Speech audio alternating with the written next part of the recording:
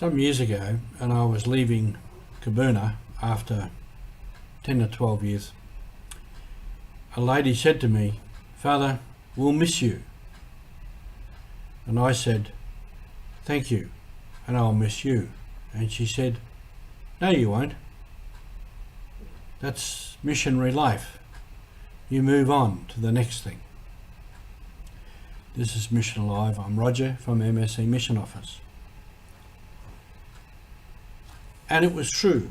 I moved on to another job, and I did many things. And in many ways, I did miss those people, but in many ways I didn't. Because that is part of missionary life. Yesterday in the readings, after Jesus had been around some villages and preaching, teaching, curing, driving out demons, he went up into the hills to pray by himself, which was part of his way of working, part of his life, and it has to be also part of the life of mission, of missionaries, that we spend time in prayer close to God. And when his disciples came and came to find him, he said, "We will go somewhere else because I have other places to go. I have to go and preach in other villages. For that's why I am here. That is what is my mission." So they went somewhere else. And that's typical often of the life of a missionary, and it has been. And many missionaries, some of whom I've mentioned in some stories, have moved on to other things. They've moved on because they're called to other works. They've moved on because of sickness and ill health or old age, and many have died. And of course, over a period of time, many people have died. I remember years ago going to Yule Island, where the Papuan mission began. And there's a cemetery there with many missionaries buried there. And as I went around, I noted the ages of the missionaries. And it was notable that they were either young or old. I think when they came and they suffered from malaria and other sicknesses of the tropics, they either survived that and lived for a long time, or they died young. But in any case, they moved on.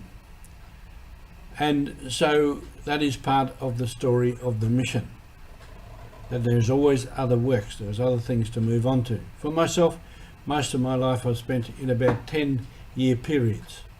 By the end of about 10 years, time to move on. There was something else calling. And some of the missionaries, they could have died. They could have been killed, but they survived. Bishop Alain de Bomigny, famous story of him, a confrontation with a chief in the mountains, and the chief wanted to kill him.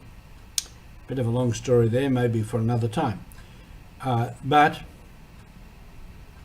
the chief changed his mind.